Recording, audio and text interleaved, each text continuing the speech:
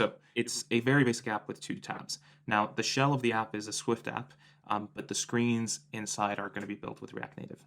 So this first screen is the home screen, and that is a single bundle.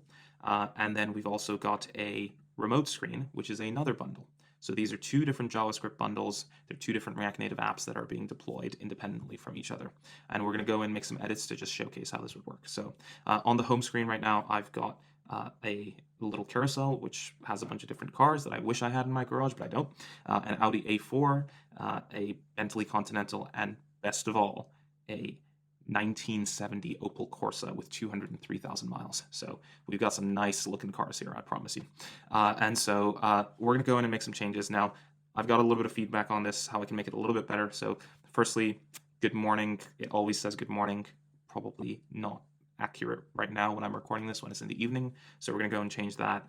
And then also on this, it's a little bit confusing on the remote because it says vehicle open, but this is actually just locked and unlocked. So had a scare at one point thinking that the cars were left with their doors open when it was just unlocked. So let's go and change those 2 things. So if I open this up here, I've got a repo set up for the dashboard screen, and that's an independent React Native repo. If you literally look here, all that we've got within this repo is it's a bare React Native app that's got a basic index.js with an app being exported, which is just the single screen for the dashboard. And likewise here, we've got something very similar for the remote screen. So let's jump in here and make some changes. Let's start with our dashboard. So firstly, we wanted to change it from good morning. Let's just make it, how are you doing today? And we'll just change the text there. And then at the same time on the remote screen, we said we don't actually want it to be locked or open. We actually just want to change this to unlocked.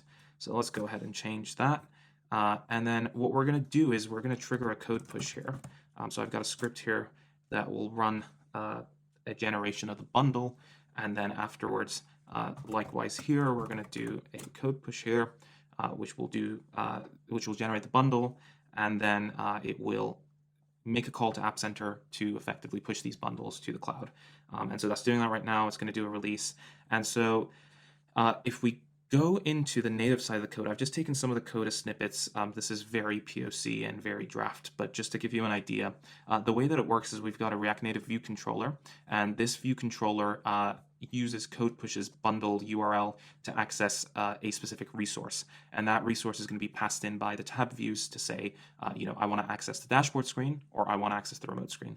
Now, the challenge here is that CodePush, like I mentioned, doesn't support multiple JS bundles. So with a lot of pain, one of the things that we have to do here is actually go in and change how CodePush looks for bundle, how CodePush looks for the bundle URL for a specific bundle that you pass in here.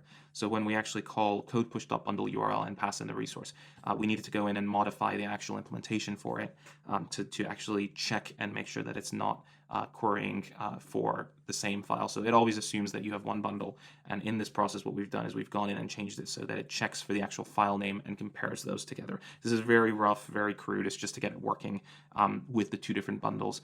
Ultimately what will need to happen here is that it'll need to be able to handle this kind of in a more generic term, but this just gets it kind of working out of the box right now. So effectively what we do here is we check based off of the file that exists inside of the package, but also the file that exists in the actual app binary, and we make sure that they're the same resource name, and if they're not, we assume that it's another bundle that is going to be used. And so now that we've done a code push, we can go back. Now what we're going to do for this update to trigger is we're going to actually close the application, and then on the next start of the application, when we open it up, the first thing you'll see is it's back in where it used to be, but if we wait a second, it'll query, and then once it knows that there's been an update, it actually updates the application. So now it says, how are you doing today, Mo? Okay, great, that's been updated now. And then if we go on this screen, you can see that we've now got vehicle unlocked. So these 2 modules have been independently deployed. They live in separate repos. This is within one repo called dashboard screen, and this one is in another repo called remote screen. And they are being developed. In theory, they could be developed by different teams, and they could be independently published.